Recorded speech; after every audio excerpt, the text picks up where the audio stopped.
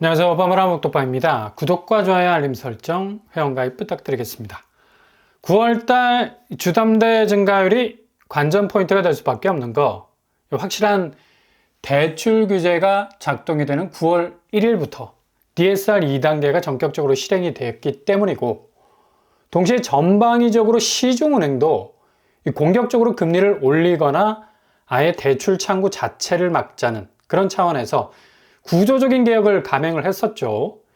이런 여파가 결국에는 잔금 대란까지 오는 것 아니냐라는 우려가 증폭이 될 정도로 실수요자들도 자칫 잔금 대출 못 받을 수 있겠다라는 압박감이 생길 정도로 상당한 압력이 작용을 하고 있는데, 그 정도로 금융당국에선 대출 증가세 자체가 돌아오는 부메랑이 될 수 있는 이 부실의 위험이 가중이 되고 있어서 빨간불을 켤 수밖에 없었던 거죠. 실제로 대출 규제가 주춤해진 건 사실입니다. 그러나 지표로 보자면 5대 은행 9월 주담대 신규 취급 감소폭은 5% 감소하는데 그쳤다는 게 결론이라는 얘기죠. 결국에는 신규로 대출을 일으키는 수요는 여전히 잔존해 있고, 이게 그냥 밋밋하게 살아있는 것이 아니라 정말 활활 타오를 기세가 여전히 남아있는 에너지를 고스란히 간직하고 있다는 얘기죠. 이게 바로 영끌로 방향을 급변할 수 있는 강력한 수요층이 여전히 대기를 타고 있다는 것을 여지없이 보여주는 대목이라 할 수 있겠는데요.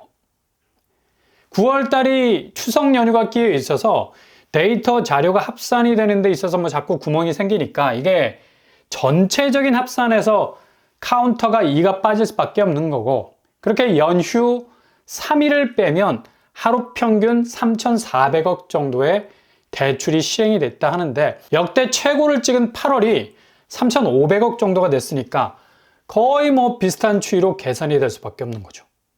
대신 전체 가계대출 잔액중 증가폭은 8월의 절반 정도로 줄어간다고 하죠.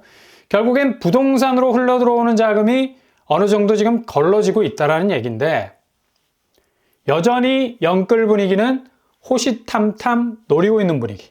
이게 자칫 부동산 시장이 진정이 된 것처럼 보일 수 있는 착각을 불러일으키는 것도, 이 상황에서 한국은행이 10월 11일 기준금리 인하를 해버리면 시중은행 금리가 이때다 싶어가지고 금리를 또 동시다발적으로 내리게 될 수도 있어요. 이렇게 되면 그냥 걷잡을 수 없는 지경에 이르게 되는 결과도 나올 수가 있다는 얘기죠. 결국엔 얼마나 시중은행이 지금의 금리를 길게 가져가느냐, 이게 문제인데, 내수 경기 침체로 인한 고금리 상황을 해제한다는 명분 하에 기준금리가 낮은 저공 비행을 선택한다면 부동산 시장은 그때부터 걷잡을 수 없는 수순으로 들어갈 가능성이 높아지죠.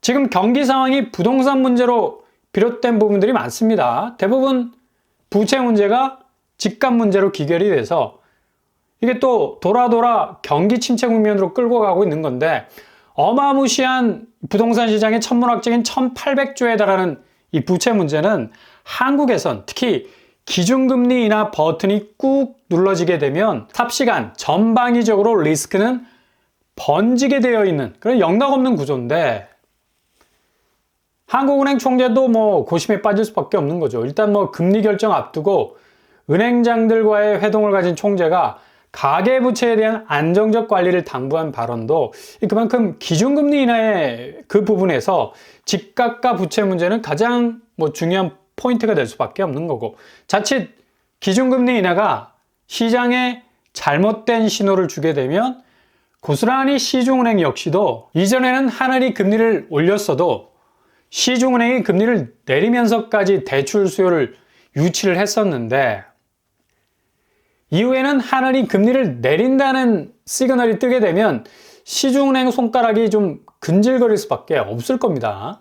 그냥 지체 없이 지금 올리고 있는 금리를 단번에 내릴 수 있는 시도도 할 수도 있는데, 아마 연말까지는 하늘이 금리를 내려도 시중은행 금리는 그대로 동결 수순으로 가게 될 가능성이 높고, 이후 집값 자체가 한숨 돌릴 수 있는 상황이 찾아오게 되면 슬슬 슬로프에서 내려올 채비를 하기도 할 건데, 이 결국엔 중앙은행 금리 인하가 한국 경제에 그리 긍정적인 영향을 줄 수 없는 건 기승전 부동산 때문인데, 오늘 새벽에 중동 분쟁이 심각하게 발생하면서 이거 대외 환경 변화의 여부가 어떻게 될지 모르잖아요. 미국 증시가 폭락을 하고 금융 환경이 전혀 예상치 못할 방향으로 흘러가게 된다면 하늘의 결정이 상당한 이 기준점이 될 수 있다는 얘기인데, 자칫 시장을 오판하고 금리를 내렸다가 급하게 다시 올려야 하는 일이 발생할 수도 있다는 얘기입니다. 물가가 요동치고 침체 국면이 미국발 위기로 찾아오면서 엔캐리 자금이 대거 움직여서 미국 증시를 다시 치게 되면 금융시장 대변화가 찾아올 수밖에 없는데, 이 모든 여파가 고스란히 한국 부동산 시장 쪽으로 밀려오는 파도가 될 거고, 그렇게 단기간 안에 쌓아놨던 부동산 부채와 집값은 고스란히 이런 대외 변화의 밀물에 쓸려갈 위기를 맞을 가능성이 높다라는 얘기죠. 이런 선제 지표는 미국 부동산 시장을 봐도 딱 알 수 있는 대목입니다. 이 B컷이라는 0.5% 이상의 금리를 내리는 아주 과감한 결정을 받아든 이 미국 내 부동산 시장은 B컷이라는 기준금리 인하에 대해서 반색을 했지만 오히려 실질적으로 시장 약세 현상은 더 가속화되고 있는 게 현실입니다. 미국 주택 거래율이 30년 만에 최저를 찍고 있다고 하죠. 콘도, 타운하우스 등등 최대폭으로 떨어지고 있고요. 기준금리 내리면 집값이 급등을 해야지. 자금이 이렇게 선순환되면서 실질적인 금리도 내려야 할 텐데, 그러나 오히려 지금 반대의 경우가 발생하고 있다는 얘기죠. 중앙은행 금리는 내려도 실질 금리는 잘 내려가기 어려운 게 지금 금리 시장의 새로운 국면입니다.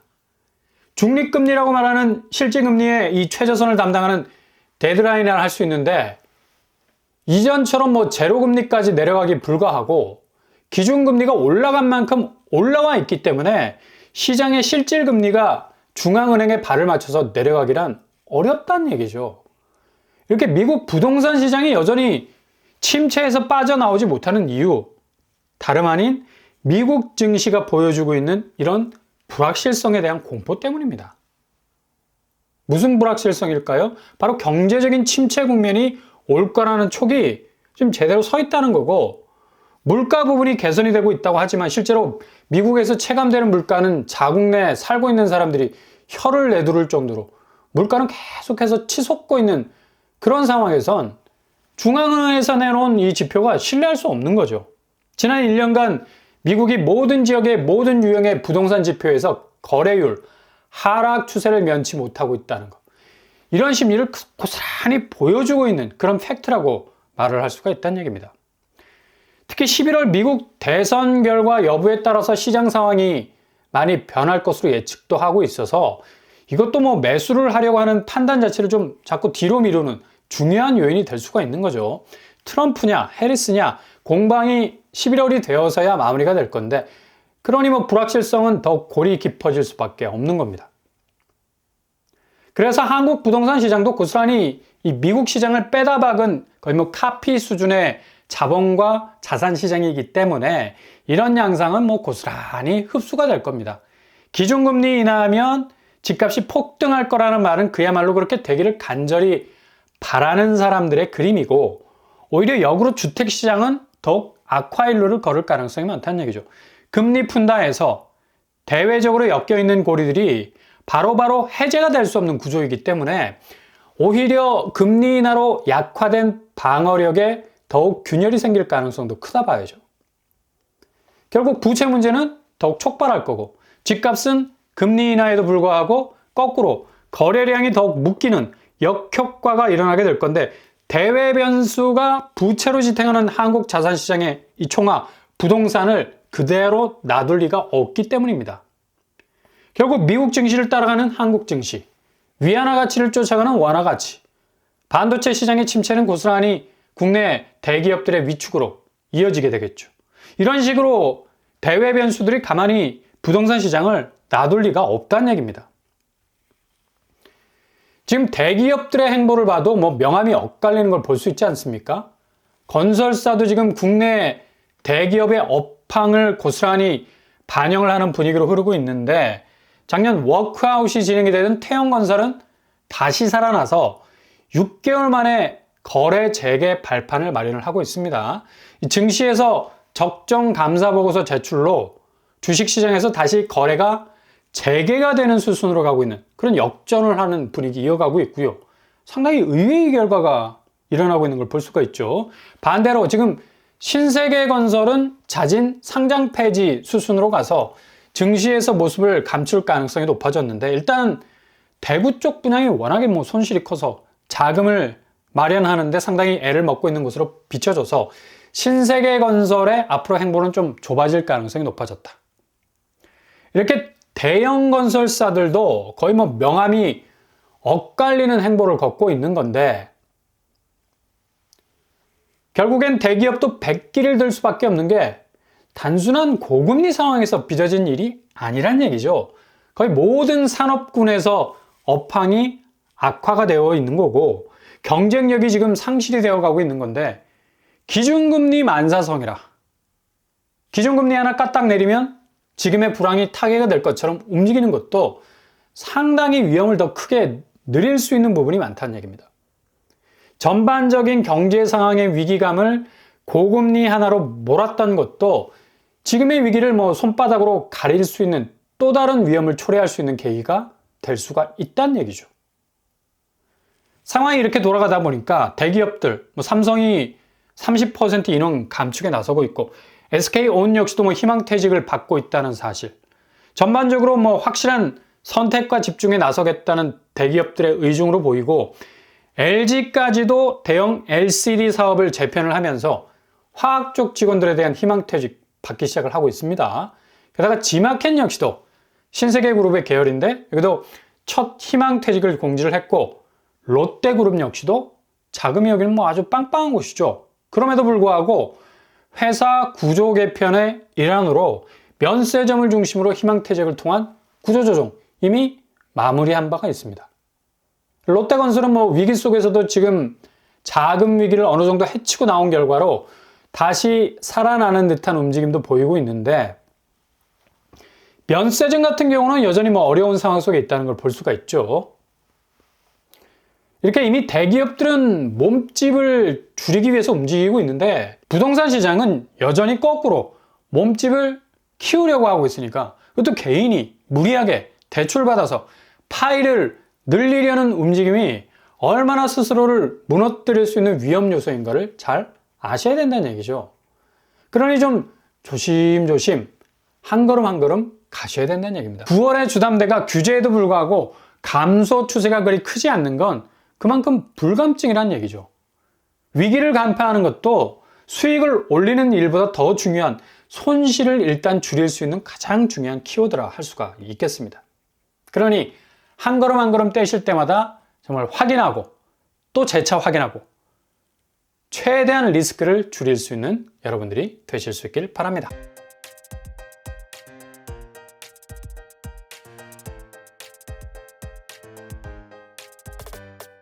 오늘의 부동산 캐릭터처, 확실히 은행권이 고강도 금융정책을 통해 금리를 올리거나 규제를 강화해도 여전히 대출 수요는 감소폭이 소폭입니다. 결국엔 중앙은행이 기준금리 인하하는 것을 기다리는 스탠스도 있는데, 금리 만사성은 옛날 얘기고 해체되고 재편되는 자산시장의 변화는 금리는 제쳐두고 대외적인 금융시장 변화에 엄청난 몸살을 앓을 가능성이 너무 많다는 얘기입니다.